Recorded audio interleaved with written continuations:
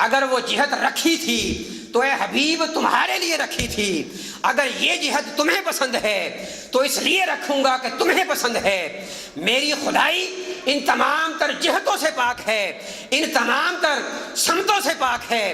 اے حبیب اگر آپ کو بیت المقدس کی بجائے خانہ کعبہ اپنا قبلہ چاہیے، فَلَنُوَلِّيَنَّكَ قِبْلَةً تَرْضَاهَا، ہم بھی اسی قبلے پر راضی ہو جائیں گے جس پر اے محبوب تو راضی ہونا چاہتا ہے۔ اسی وقت حکم آ گیا اور آپ صلی اللہ علیہ وآلہ وسلم نے اس حکم کو پاتے ہی اپنی سمت کو تبدیل کر دیا۔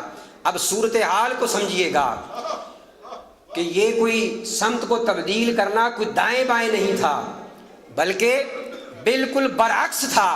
وہ افراد جنہیں یہ سعادت میسر آئی ہے کہ انہوں نے اس مسجد کو دیکھا ہے جسے مسجد القبلتین کہا جاتا ہے، تو آپ کی سمت جو تھی وہ دائیں بائیں نہیں پھری بلکہ بالکل بالعکس پھر گئی۔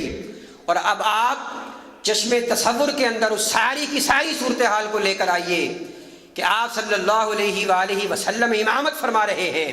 یکا یک کیا ہوتا ہے کہ امام کا چہرہ مقتدیوں کی طرف ہو جاتا ہے۔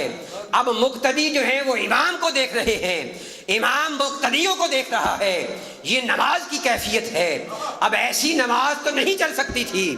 آپ صفوں کو چیرتے ہوئے، ان تمام تر صفوں کو پھرانتے ہوئے آپ دوسری طرف چلے جاتے ہیں۔ اب چشم تصور میں اس کیفیت کو لے کر آئیے کہ پہلے کیفیت یہ تھی کہ آپ کا چہرہ مقتدیوں کی طرف تھا، مقتدیوں کا امام کی طرف تھا۔ اب کیفیت بالکل بدل گئی ہے، مقتدیوں کا چہرہ اس طرف ہو گیا ہے، امام کا چہرہ اس طرف ہو گیا ہے۔ اللہ پاک بیان فرماتا ہے کہ بس یہی ایک گھڑی تھی، یہی وہ ایک لمحہ تھا جس کے اندر میں نے تمام کے ایمان کو میں نے پرکھنا تھا۔ وَإِنْ كَانَتْ لَكَبِيرَةً کے الفاظ بیان کر دیے گئے کہ یہ ان پر بے حد بھاری تھا کہ اب کیا کیا جائے۔ اگر وہ عقل و فہم کے گھوڑے دوڑاتے تو اپنے ایمان کو ضائع کر بیٹھتے۔ وہ تمام کے تمام جو تھے، اللہ پاک فرماتا ہے کہ ان کے ایمان کو میں نے بچا دیا ہے۔ وَمَا كَانَ اللَّهُ لِيُضِيعَ إِيمَانَكُمْ، قریب تھا کہ ان کا ایمان ضائع ہو جاتا۔ اللہ پاک فرماتا ہے کہ حبیب وہ ایک لمحہ اس لیے رکھا تھا کہ ان کی ایمان کے لیے کسوٹی بن جائے۔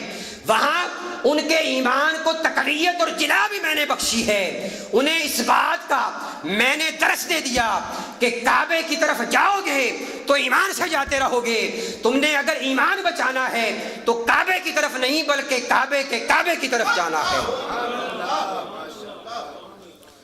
ایمان بچے گا تو کعبے کی طرف جانے سے بچے گا، کعبے کی طرف جانے کے لیے نہیں بچے گا۔ آج لوگ ایمان کو بچانے کے لیے کعبے کی طرف جاتے ہیں۔ میں بڑا خفیف سا اشارہ کر رہا ہوں، آپ اس بات کو سمجھ گئے ہوں گے کہ ایمان کو بچانے کے لیے کعبے کی رخ کیا جاتا ہے، کعبے کی طرف جایا جاتا ہے۔ قرآن نے یہ اصول بیان کر دیا کہ اگر ایمان کی خیر چاہتے ہو اور ایمان اپنی تمام تر قوت اور رعنائیوں کے ساتھ چاہتے ہو کہ چلتا رہے تو پھر میرے حبیب کی اطاعت ہی ایمان ہے۔ وہ اگر دائیں پھر جائے تم دائیں پھر جاؤ۔ اس وقت اپنی عقل سے کام مت لینا، اپنی دانش کے گھوڑے مت دوڑانا، اور اس بات کو مت دیکھنا کہ عقل میں یہ بات قابل تسلیم ہے یا کہ نہیں ہے۔ میرے حبیب کا فعل دیکھنا، جیسا حبیب کرے گا ویسا کرو گے تو ایمان بھی بچ جائے گا، کعبہ بھی مل جائے گا۔ اور اگر ویسا نہ کیا تو کعبہ تو جاتا ہی رہا، کعبے کے ملنے سے کیا ہوگا جب ایمان ہی میسر نہ رہا۔ یہ اسلوب اس لیے بیان کیا گیا کہ اے حبیب وہ ایک لمحہ اس لیے رکھا تھا کہ ایمان والوں کو ایمان کا پتہ چل جائے، اور یہ معاملہ بھی اسی لیے رکھا ہے وَمَا جَعَلْنَا الرُّؤْيَا الَّتِي أَرَيْنَاكَ إِلَّا فِتْنَةً لِلنَّاسِ۔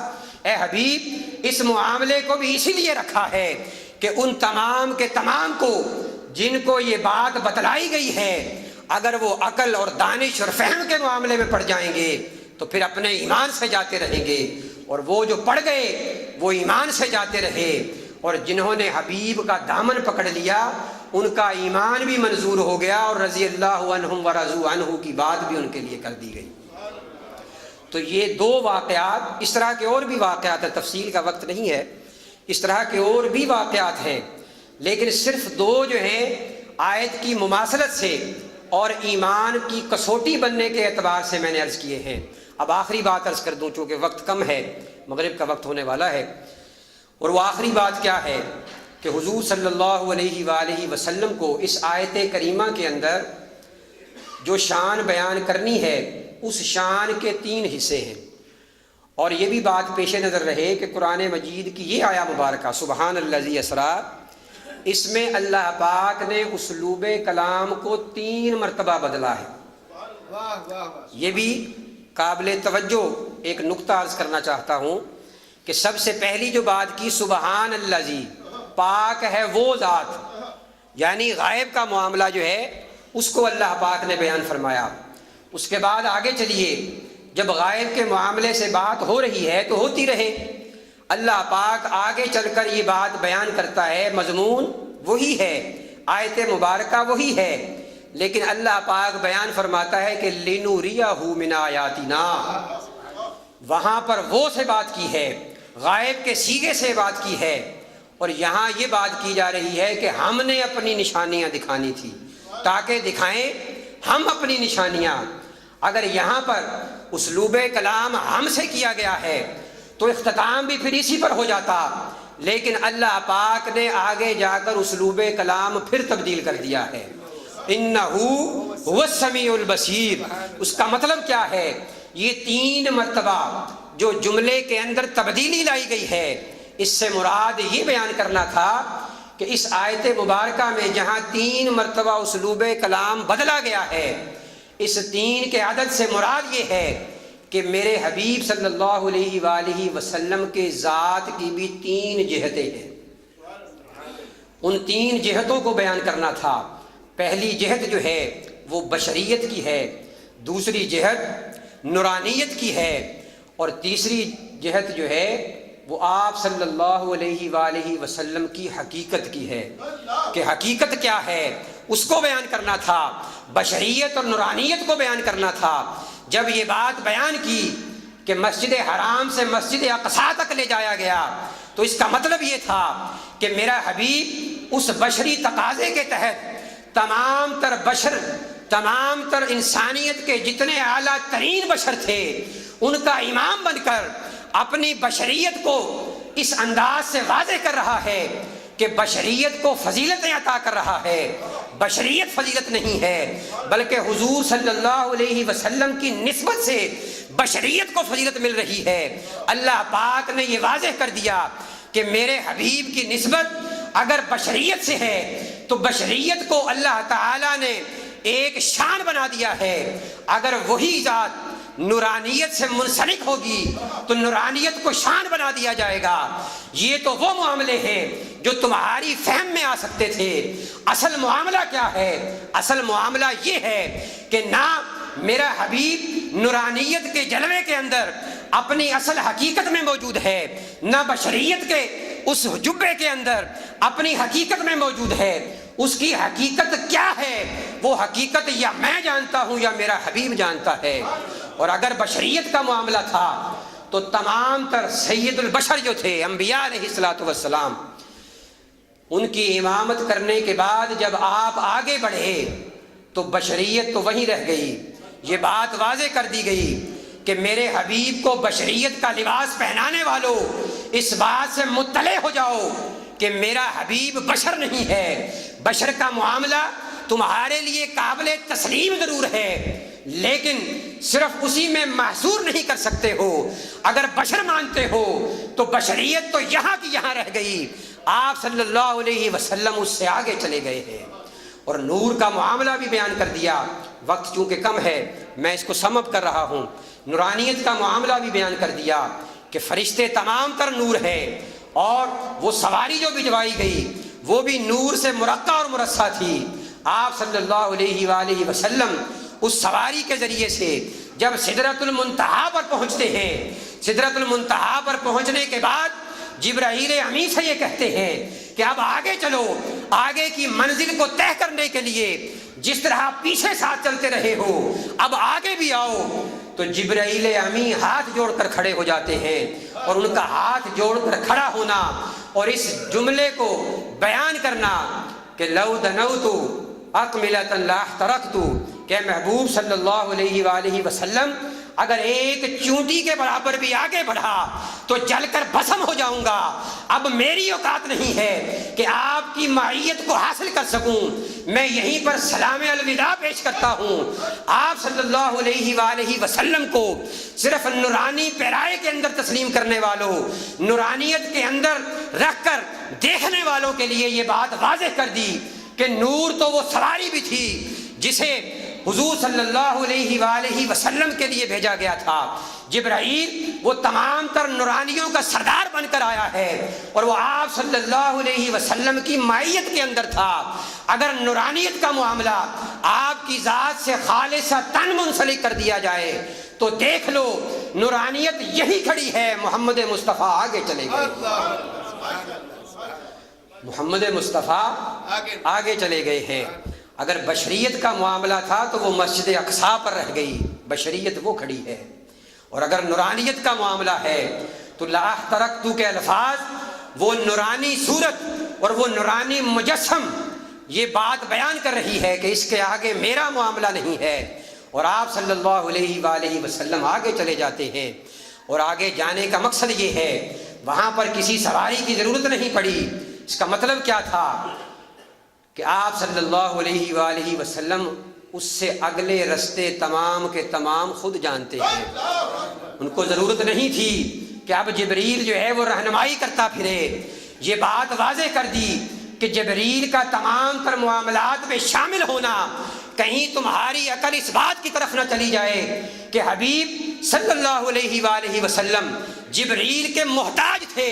یہ بات، یہ معاملہ رونما کرنے کے بعد یہ بات واضح کر دی کہ جبریل جو ہیں وہ حضور صلی اللہ علیہ وآلہ وسلم کے ساتھ اگر ہر معاملے میں ہیں تو حضور محتاج نہیں بلکہ جبریل ان کی ذات کے محتاج ہے۔ یہ بات واضح کر دی کہ کہیں تمہیں یہ شائبہ نہ ہو جائے کہ آیتیں لے کر آئے تو جبریل لے کر آئے، وحی لے کر آئے تو جبریل لے کر آئے۔ اگر کہیں مارکا پڑ جائے، کہیں آپس کے اندر کوئی غزوہ یا کوئی جنگ جاری ہے تو مدد کے لیے آئے تو جبریل آئے۔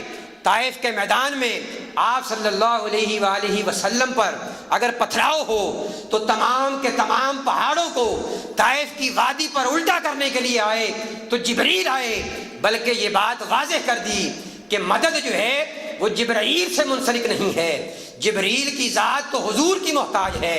جبریل کی محتاجی کا تو عالم یہ ہے کہ وہ آپ کی خوشنودی حاصل کرنے کے لیے آپ کے نواسوں کو جھولا دینے والا ہے۔ اس کی شان تو یہ ہے کہ اسے نواسوں کے جھولا دینے پر شرف مل رہا ہے، کبھی وہ آپ کی تلیوں کو چومتا ہے تو اسے شرف مل جاتا ہے۔ یہ بات واضح کرنا تھی کہ ان ساری باتوں کو دیکھتے ہوئے کہیں تمہیں یہ نہ لگ جائے کہ جبریل کی فضیلت زیادہ ہے، ہر معاملے میں یہ ہے۔ اگر معاملوں کا معاملہ تھا تو یہ بھی ایک معاملہ ہے، اس معاملے میں بے بس ہو گیا ہے اور یہی کہہ رہا ہے لا احترقت، اگر ایک چونٹی کے برابر گیا تو جل کر خاک ہو جاؤں گا۔ اے حبیب اس کے بعد میرا معاملہ نہیں ہے، اب آپ جانیے اور آپ کا خدا جانے۔ تو حضور صلی اللہ علیہ وآلہ وسلم آگے چلے گئے۔ ثم دنا فتدلی، وقت نہیں ہے، صرف آخری بات عرض کر رہا ہوں، وگرنہ ثم دنا کی تفسیر بھی بیان کرنا چاہتا تھا۔ ثم دنا فتدلی فکان قاب قوسین او ادنی، اللہ پاک فرماتا ہے کہ محبوب صلی اللہ علیہ وآلہ وسلم اور قریب ہوئیے، پھر حضور صلی اللہ علیہ وسلم اور قریب ہوئے۔ صحابہ نے پوچھا کہ اے حبیب آپ کتنے قریب ہوئے، کتنی قربت کے معاملے تھے؟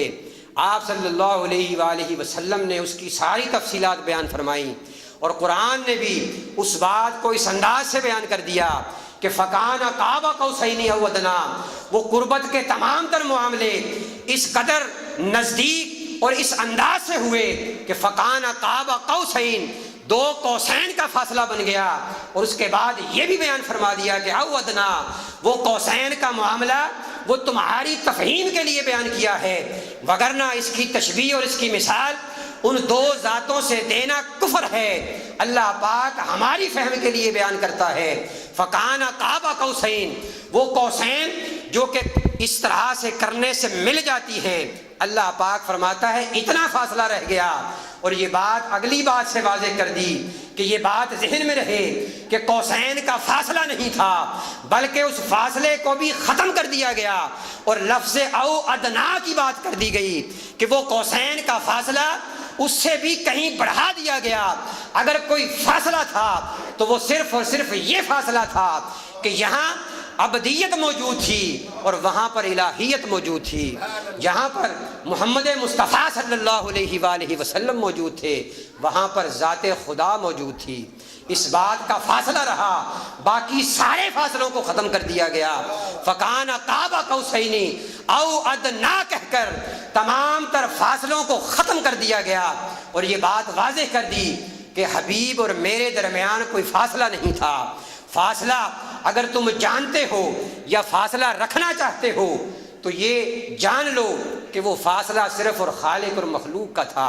اور آخری بات عرض کر دوں کہ شاعر نے اس ساری کی ساری بات کو اس شعر کے اندر بیان کر دیا کہ تم ذات خدا سے نہ جدا ہو نہ خدا ہو، کہ تم ذات خدا سے نہ جدا ہو نہ خدا ہو، اللہ ہی کو معلوم ہے کیا جانیے کیا ہو۔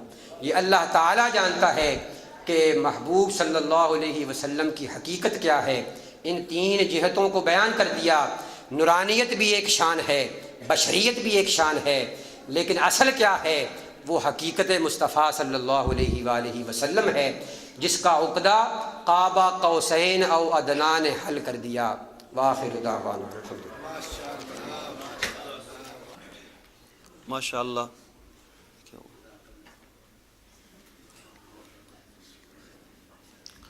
یہ تھے ہمارے معزز مہمان جن کا علمی نکات آموز جو شیلا خطاب آپ سماعت فرما رہے تھے۔ وقت کے دامن میں گنجائش نہ ہونے کی وجہ سے انہیں اپنا خطاب موقوف کرنا پڑا۔ اللہ کریم ان کے جوش خطابت میں، زور بیان میں، الفاظ میں اور برکتیں عطا فرمائے۔ آج کی ہماری محفل کو اپنی بارگاہ میں قبول فرمائے۔ چونکہ نماز مغرب کا وقت ہو چکا ہے اور ہمارا پہلے پروگرام یہ تھا کہ نماز سے پہلے ہی آپ کو کھانا پیش کر دیا جائے گا، لیکن نماز مغرب ہم باجماعت ادا کریں گے۔ اس کے بعد دعا ہوگی۔ دعا کے لیے کچھ احباب نے بطور خاص اپنے نام بھیجے ہیں۔ حبیب صاحب بیمار ہیں، ان کے لیے دعائے صحت۔ اور ہمارے تمام تر پروگرامز میں ہمارے ساتھ تعاون کرتے ہیں جناب آغا ندیم صاحب، جناب رفیق بٹ صاحب، مغل فوڈ سٹور والے مدثر صاحب، اور اس کے علاوہ اور کافی سارے احباب ہیں جنہوں نے اپنے لیے، اپنے بچوں کے کاروبار کے لیے، رشتے کے لیے، دیگر تمام حاجات کے لیے دعا کے لیے کہا ہے۔ اللہ کریم سب کی دعاؤں کو قبول فرمائے۔ اب اذان ہوگی، نماز باجماعت ادا کریں گے، اس کے بعد دعا اور پھر لنگر پیش کیا جائے گا۔ اذان دینے کے لیے جناب قاری مشتاق صاحب۔ تمام احباب صفوں درست فرما لیں۔